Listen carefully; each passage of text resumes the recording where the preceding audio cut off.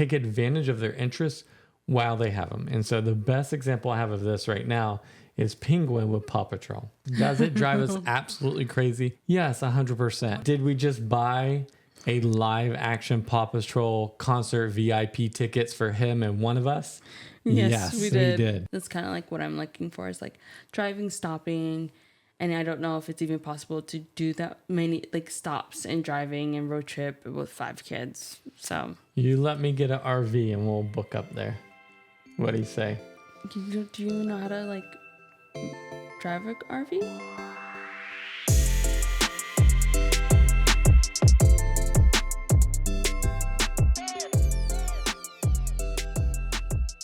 I'm Jeena. Hey, I'm Drew, and welcome back to Hey There Adulting, where people who can't adult find a diverse, inclusive community to figure out life with.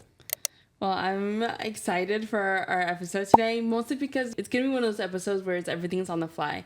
We're just going to be chatting about things that I feel like that have been on our mind for a little bit, and just kind of go from there. I don't know.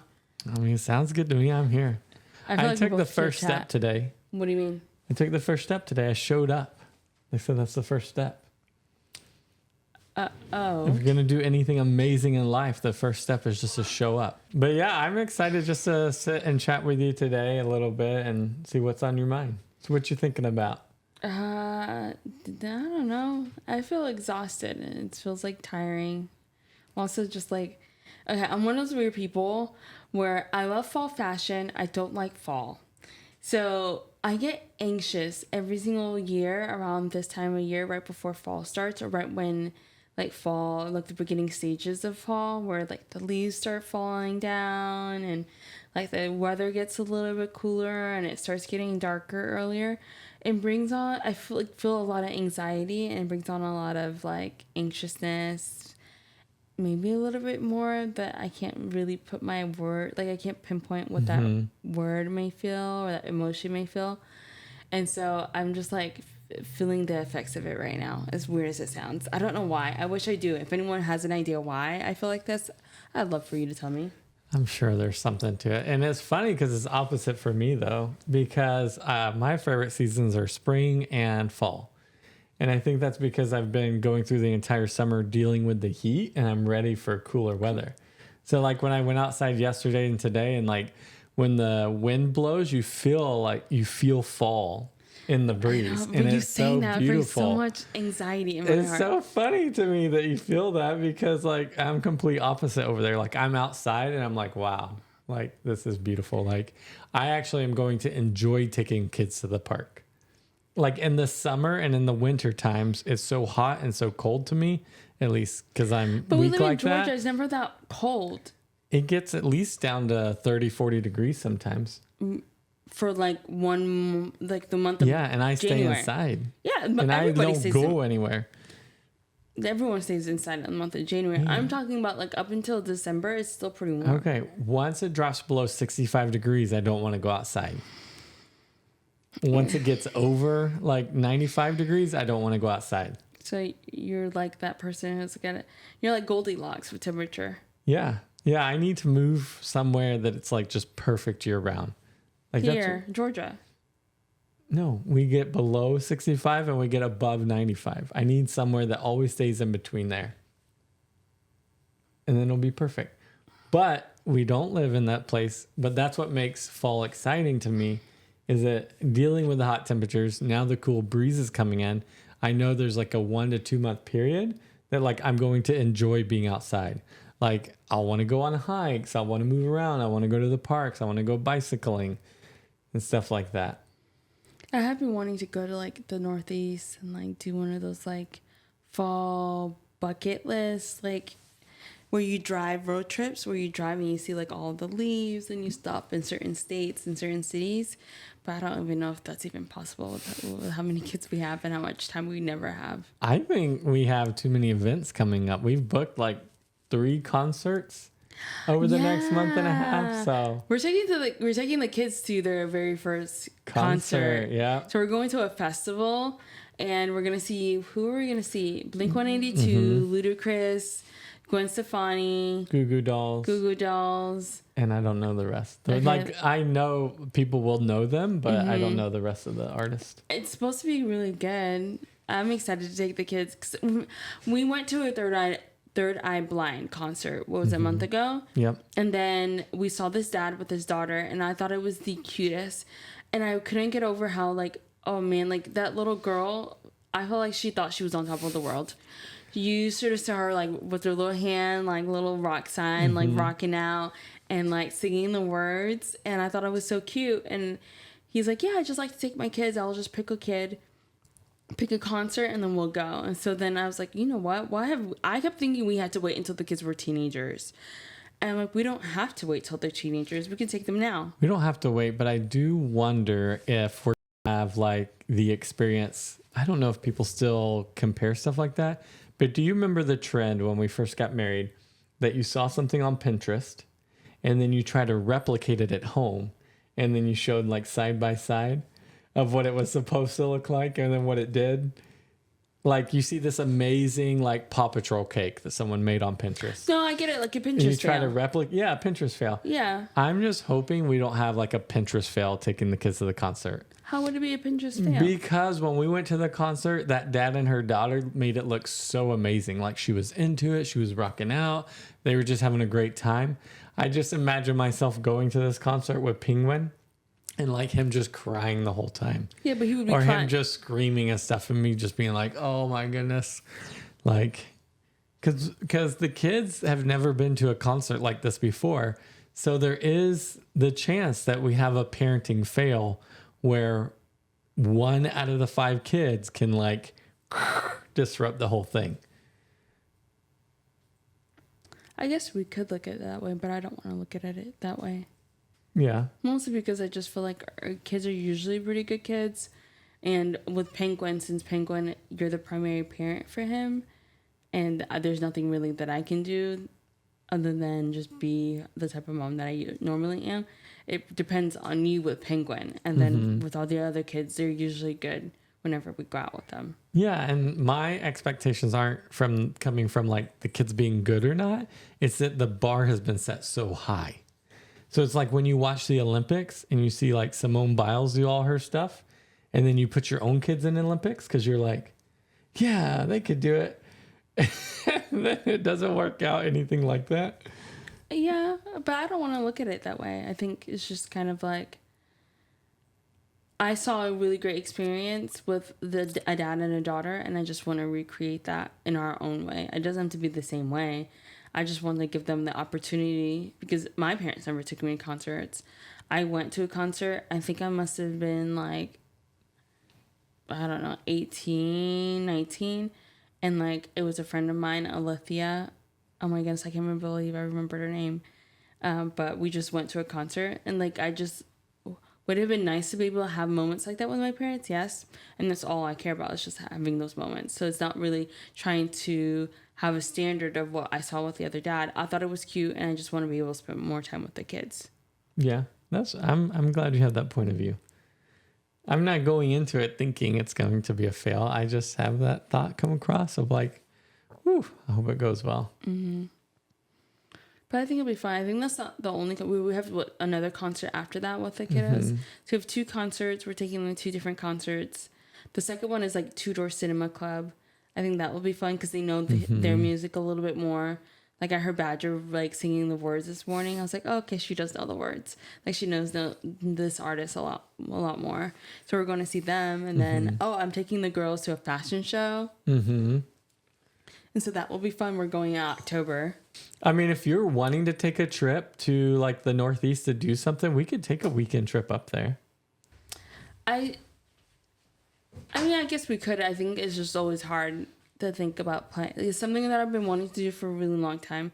I feel like I've expressed it a couple of times. Like, hey, it would be so fun to do like a fall foliage. I don't know, a fall trip up Northeast. I think the closest we've gotten to that is talking about taking the train to Washington, D.C. Like we've talked about taking trains like cross country or trains up there and stuff. I don't think we've talked in detail about actually like going and just seeing like fall foliage. Maybe not. Actually, I think every time this year comes, like fall, like we talk about fall foliage and we say it would be amazing. And then we try to do last minute planning and like all the cabins and stuff are booked out or really expensive. At least I do. Like every time this time of year comes. And I think because if you guys haven't been to like Gatlinburg, Blue Ridge, Georgia, or that area during fall to actually see the leaves change colors and everything, you have to put it on your bucket list because it is absolutely breathtaking up there. And so, at least for me, every time we come to this time of year, I think, wow, there's like this 2-week period that like everything changes colors but stays on the trees. And I always think we need to go up there and do that. And then like you really have to plan it like a year in advance if you're trying to find like decent priced cabins or like availability.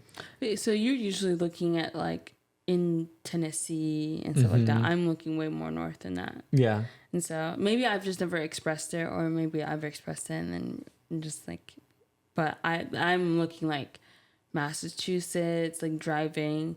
I think the closest we ever gotten to it was when we lived in Pennsylvania, and we were there in the summer, but we got to drive and do some driving, and obviously it wasn't like fall, but it was like still really nice. Like I like that drive. That's kind of like what I'm looking for, is like driving, stopping.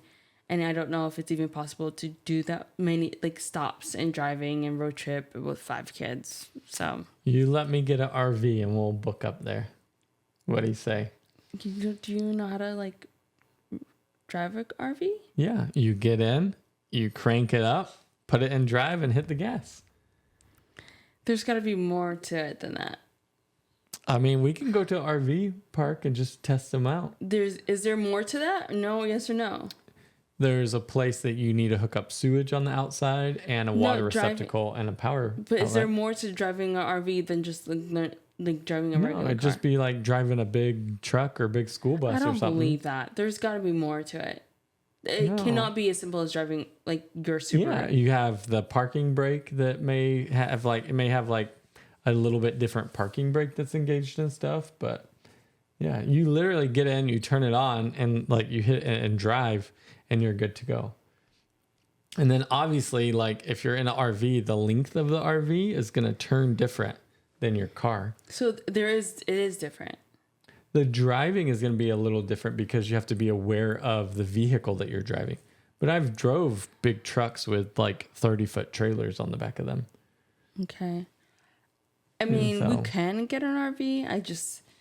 We need to figure out how expensive and whether or not, if it's as easy as driving a regular car. Listen, I need y'all's help to convince you. Put in the comments like where we can find RVs, maybe where we can test drive them, or better, put in the comments if you've drove an RV and if it's any different than driving a car. I feel like people are going to say it's different. It's got to be different because if anyone can do it, I feel like anyone can do it. I can do it. If anyone can do it, I can do it. That's what you were going to say. No, I said what I was going to say. I'm just saying, like, I just don't think it's that simple. Yeah. I feel like there's got to be something different. It's like how I know how to drive a manual, I know how to drive a automatic, right? Mm-hmm. Like someone who drives an automatic doesn't know how to drive a manual. Yeah, but we know how to drive both. Okay, we both do. You know what? What's that saying you always say? We live in the year what? 30-30. 30-30. Let's look up if you need a special driver's license to drive an RV. I don't think you need And if you don't... I don't think you need a special driver's license. I'm asking if there's anything special or different from driving a regular car than from driving an RV. I gave you your answer. It's going to be no, isn't it? All right, here we go. For most RVs, this is just the straight up first answer on Google. So we know it's correct. For most RVs and states, a standard driver's license is all you need. Okay, I knew that. That's not what the question was. If your RV, towing vehicles, or motorhome clock in above the maximum length or above 26,000 pounds, you may need a special license to register, own, and operate it. Okay. So, Yeah, you just need a standard driving license. Standard But driver's that license. was not what I asked, if whether you needed a different license. But that's why they give you different requirements on licenses, because like weight and length of the vehicle. And if it's under certain Who looks at that tonnage, stuff and who cares about that stuff? I do. Because when I go to drive a vehicle, I want to understand what I'm driving, how I'm driving it, and where I'm driving it. And I adapt accordingly. No, he doesn't. He doesn't. You're not even the person that truly even picked the Subaru. I was one that did a whole bunch of research on Subarus. You know what? Oh my goodness. It cannot be any more difficult than driving an RV. What? Moving in an ice storm with a U-Haul trailer. Like a U-Haul truck. Like a The ice storm had already 40-foot gone and left Drew. It had been days Gina, after there the was ice storm. ice on the road. Okay. Everything was closed We lived down. in Dallas during that huge ice storm, the very first ice storm that we were no power, no nothing for days. Mm-hmm. We had to move in the middle of it. Okay? In the middle of the ice storm. But the ice storm had already left, but the ice was still on the ground at night. We would leave in the morning and then stop places at night. So we never had to drive through the ice. And oh, I drove over the ice. I That heard means- it crunching under the tires as I was driving. you're such a liar. Because That's because you didn't have to drive. we were driving the same time. Justice drove you. Okay. Justice drove you so you could relax. I was pregnant. And you should have relaxed. Okay. So, Here's the thing. Drew saying we didn't drive. We were within 30 minutes of each other. So we left the same day. yeah, but you guys got to the hotel before it hit dark. Or right when it hit dark. You guys When got do to the you- hotel when like do 3 or you 4 think- hours before me How and my many friend. hours? Like 3 or 4. No. Yes. No. And when do you think a below freezing gets to? What time? In the winter, all day. That's no. Oh, got you there. No. Yeah. Above freezing. That's why we could go places. That's why people would go get groceries during the day and then come back before nighttime, because of the fact that below freezing was when the sun went away, Drew. You can't play that with me. I'm telling you, I don't think you have the same memories of that experience that I do, because I had to drive How the many U-Haul. months pregnant was I? I had to drive the U-Haul through it. How many months pregnant was I? 4. Let's see, February, March, April, May, July, August. About 3 or 4, yeah. How many were you? I was already in my second trimester. So that's 4. No, I felt like it was 5. I don't think so. If it was 5, I would give you that for sure, because I guessed 4 initially. So I'll go 1 month under or over. I thought it was 5, but I just feel like you're not remembering quick, because you were never more than like 2 hours away from us. So you're saying, oh, like you were driving, you couldn't have been driving more than 4 hours because you also had Panda in the car with you. And I wanted to make sure we were close. Yes, Panda drove with you. He didn't drive with us the whole time. No, We would Panda drove race. with me when I moved. Justice. So Panda sat with Justice in the car, Mm-hmm. right? And then he would sometimes be with us. And I said Justice. Panda drove with you sometimes, Mm-hmm. and then sometimes he would drive with us. And so it just depended. Okay. I know he wasn't with me at night. So we have added a new item to our bucket list. Rent an RV. I will safely drive you around. You can trust me. You have 12 years of marriage to have built this trust in me. I will drive you around in this luxury RV, and we'll hit the East Coast, and we can be gone for, I don't know, however long you want to be gone for. We'll plan it out. It doesn't need to be long. I think you can do a lot with like a week and a half. Here we go. Like I'm not looking for like a month or anything like that. I'm just wanting to just drive, stop before it gets too dark, and before it gets like, when I mean too dark, like it's becoming like dark at like 5 or 6 p.m. Yeah. But I want to do that, and then also just enjoy it and get to stop in like little towns that we've never stopped before. That's all. All right. Let's do it next August.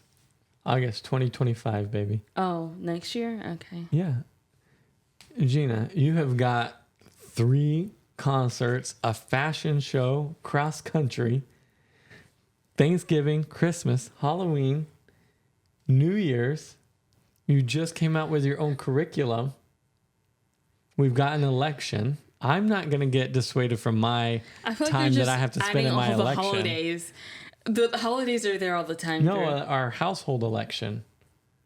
We're not talking about this again. So there's this woman on TikTok who was talking about all the things that her parents did that made her childhood special.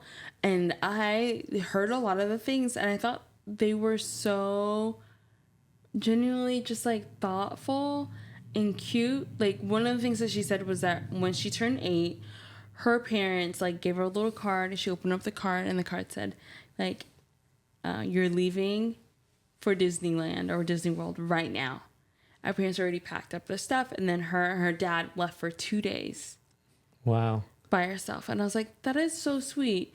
I loved how she said they were a big family. So she has a lot of siblings, and she said that little moments like that they made the effort to do these things.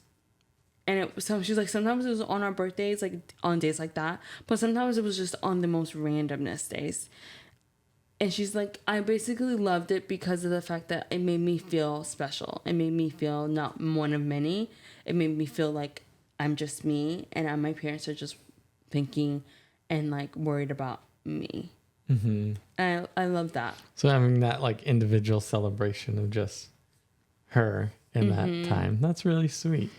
She did say other things, so here we can listen to it. Mm-hmm. The next thing is called pillow presents, and my dad would put little gifts like on our beds while we were at school with little notes. They weren't anything crazy, just like candy or a stuffed animal or a notebook. And we would come home to little surprises, and he did it to all of us at once, so it was always even. 3 girls, you gotta be careful. My mom had made a dinner that was all green, but it dyed everything green. It wasn't like only green ingredients. So we were like, what is going on? And then I can't remember the whole story, but that's how they told us we were going to see Wicked, and we were freaking out. We were able to go to Harry Potter World, but to tell us, my mom made Hogwarts acceptance letters and sealed them in wax and mailed them to us and had us go get them from the mailbox. And I was a junior in high school, and it was the best thing that ever happened to me. So those are all the things. Oh, that's really sweet. I love that because she, except for the Disney one, I think that's the only one that I feel like it's like extravagant, which in my mind, I don't think that's extravagant. I don't think making childhood memories with your children. I mean, Harry Potter World could be I don't know if extravagant is the right word, but pricey. But, depending where you live. But then I don't feel like it's pricey because I feel like those memories are priceless. Yes, the memories are completely priceless, but they still cost money. And so if you have a family of 5, 6, 7, it costs even more money, you know. Yeah, I mean, yes, obviously it does cost money. I guess what I'm trying to say is other than those 2 trips, I felt like a lot of it was just like her parents taking the time to see what the kids were interested in or recognizing the things that they loved all as a family and then doing something together as a family.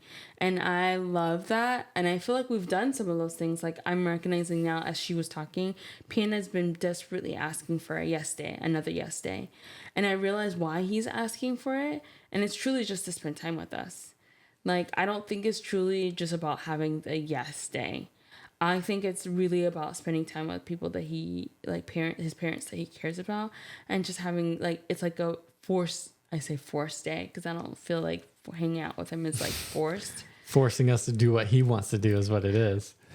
I don't know. I don't truly see it that way, because think about how often he asked for yes day. Yeah, I mean, and the fact of, like, how often do you play video games with him? Me? Yeah. 0. And so that's like part of his yes day. He's like, let me take my favorite thing. Yes day was he wants to play video games. I haven't been able to pull that out of him yet. I'm almost there to the point where I've got that out. Like, what are you wanting to do for yes day kind of situation? So that if we're traveling or anything like that, we're prepared. But I'm not sure exactly what he's wanting to do. But him and his sisters have gotten together, and this is like a collective attack on us as parents that they need another yes day, but they're not saying exactly why. See, that's the issue. You don't know how to get stuff out of our kids, and you're also asking the wrong kid. You don't ask Panda. If you know that the other girls know, just ask one of the girls. Mm-hmm. Tiger's a blabbermouth. She never keeps a secret from us. She will tell us anything. That's why I love like just chit chatting with her, because it's like, you want to know something, you'll find out from Tiger. That is true, but they still could be coming up with their own individual ideas and stuff. True, but we can get the gist of what everything is about from Tiger. Even Badger will tell us. Badger will tell you. Badger will happily tell you. She won't necessarily divulge to me. You don't think so?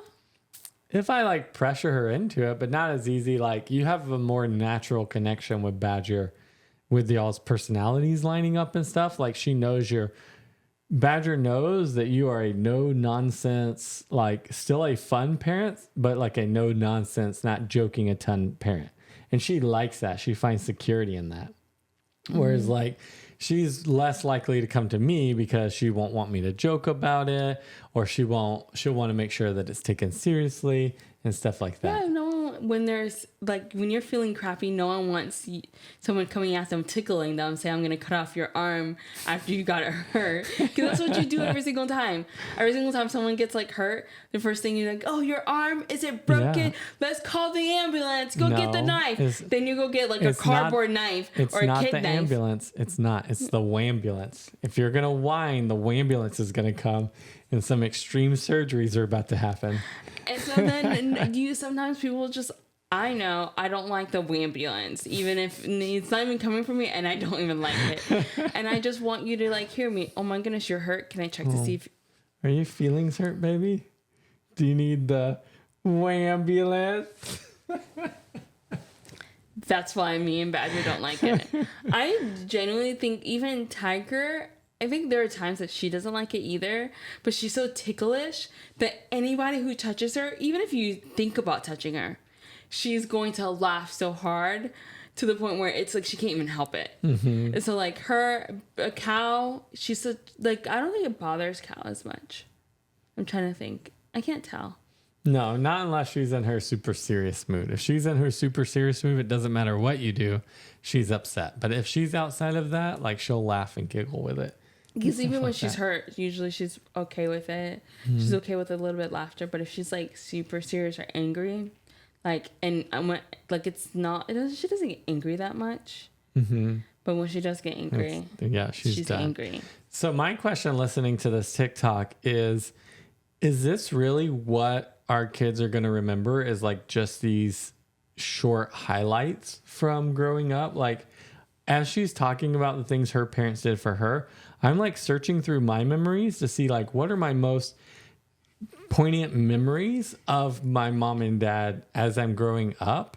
And like, are they going to be just these, not even necessarily extravagant, but are they just going to have these like 5 to 10 core memories of when they think back? Because like, if you think about it, like, most kids are in their household for 18 years, right? Usually plus now, 18 years. That's a lot of days and a lot of events and a lot of times. And are there only like 5 or 10 times that kids are going to pull from and be like, how many memories do you remember? I'm trying to think. I mean, I feel like it's the same thing. I feel like it's just like there's these 5 to 10 highlighted memories. Name one. The kind of guide.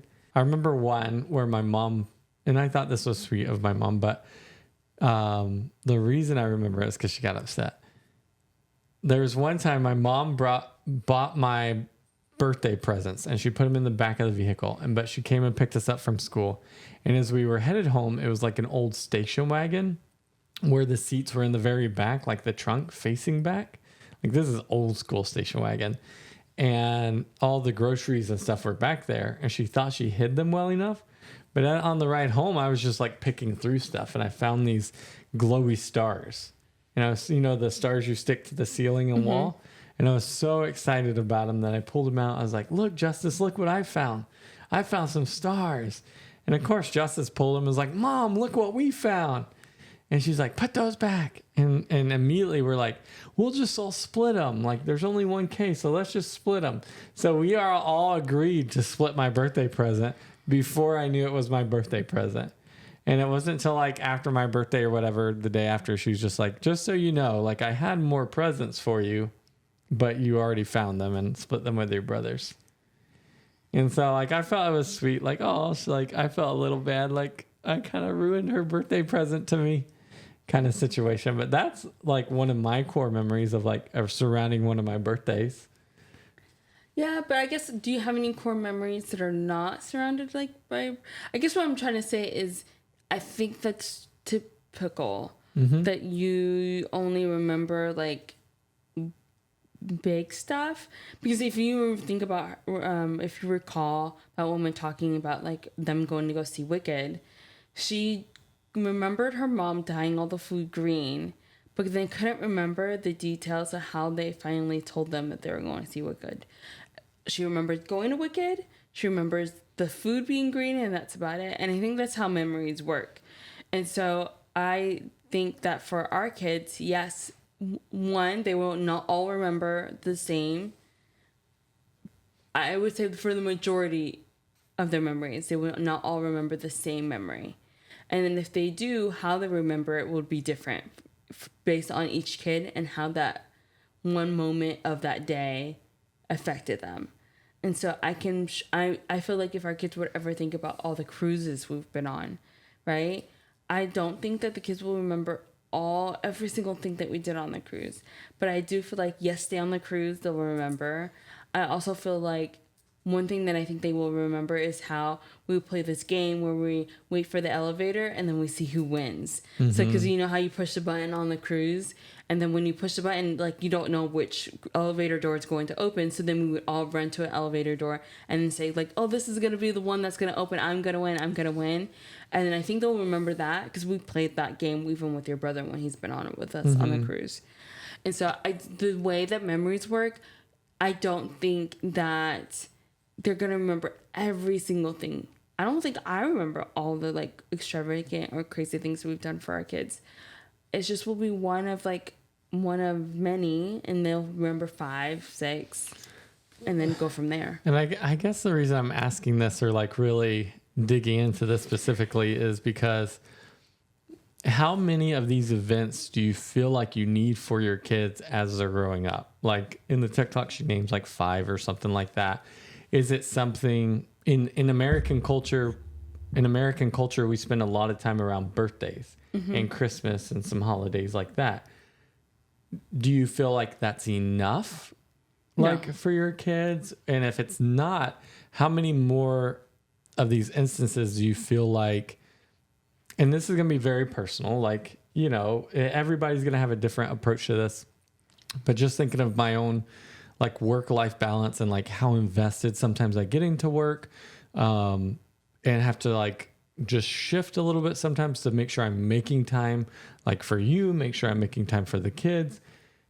Like if I have a goal, what should that goal be to really carve out? Because they could have just went to Wicked, but their parents like made it this whole production of like. But that's not what you're asking. You're not asking about the production. You're asking about the frequency. Yeah.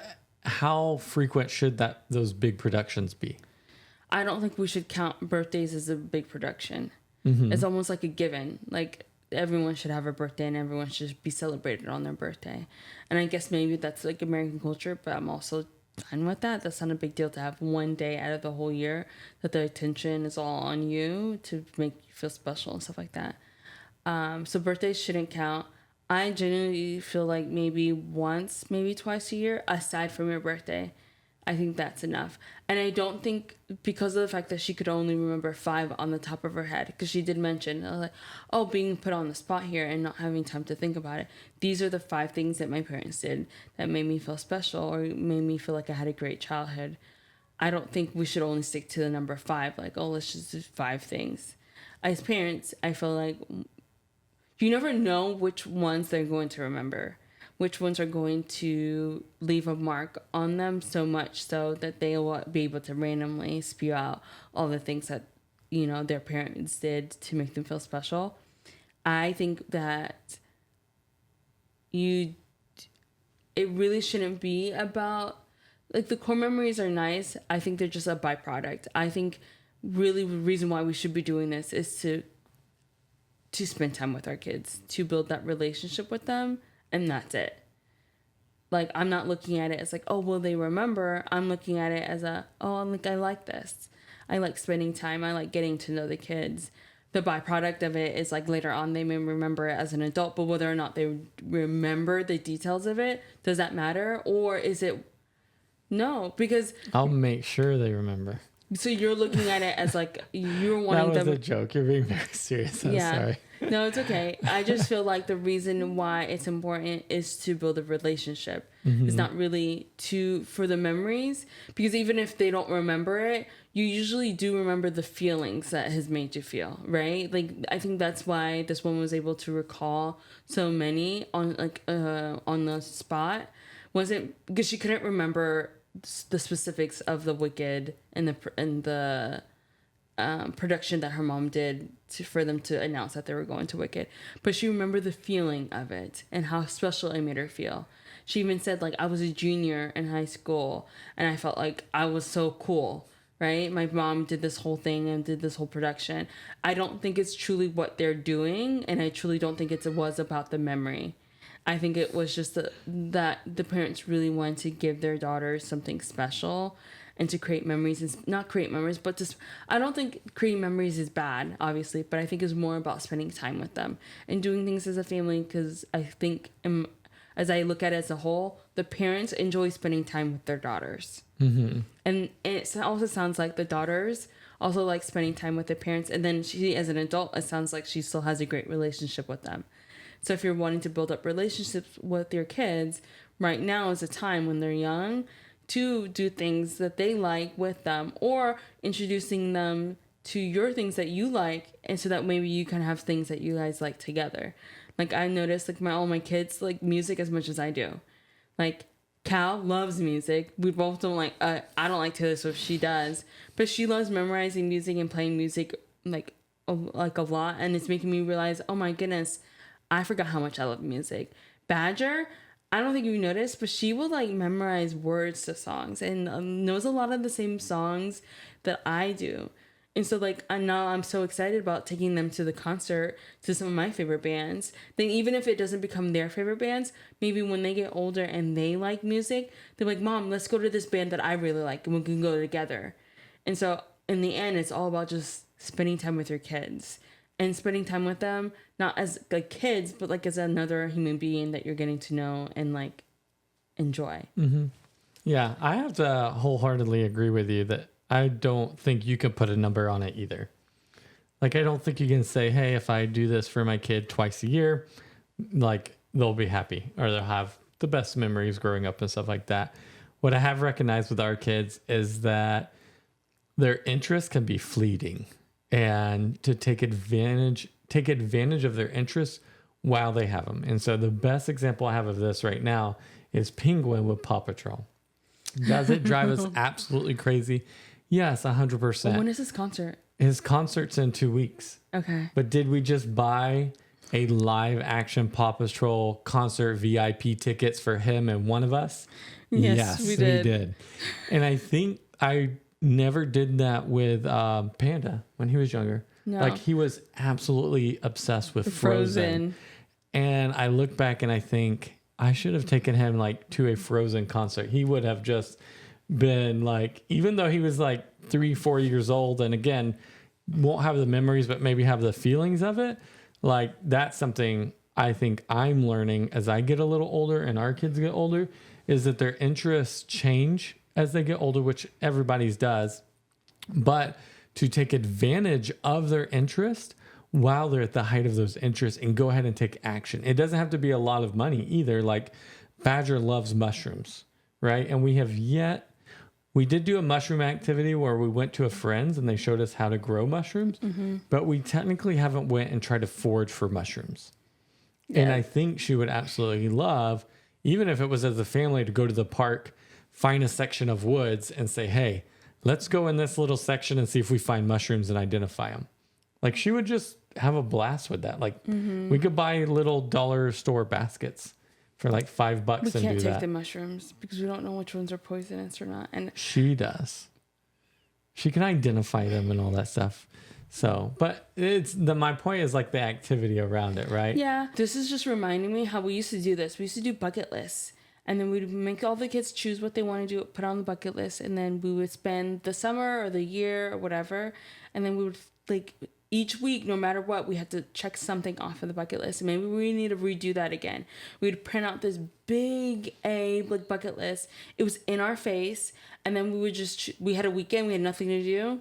Boom, let's pick something off the bucket list. Literally give the kid a marker. Go Pick check one off. and then do we it. go do. So maybe we need to do that because like creating one is not hard. I've created one in the past. I think we just need to go back and do that, and maybe that would. That would be fun. We should have a section for each of us. Pick like 4 or 5 different things. That's what I did last time. We all just picked. There's like 7 of us now, and so. What we would do is just like each pick 4 or 5 activities. We had a list of we had to make it 35 stuff, and then we would be able to just take a whole year. And then would that be like one thing every 2 weeks?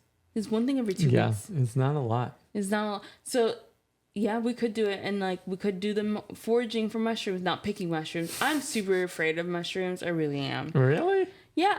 Well, because you can really hurt yourself. Yes, you can, but yeah, I would be more afraid of like a snake than a mushroom, you know. I'm not saying I'm not afraid of the snake. See, you're seeing it as a either or, and I'm seeing it as a both. Yeah, because the mushroom can't attack me. They're spores. Like I can say, yeah, that's a mushroom. I'm gonna keep going, or take a picture or something.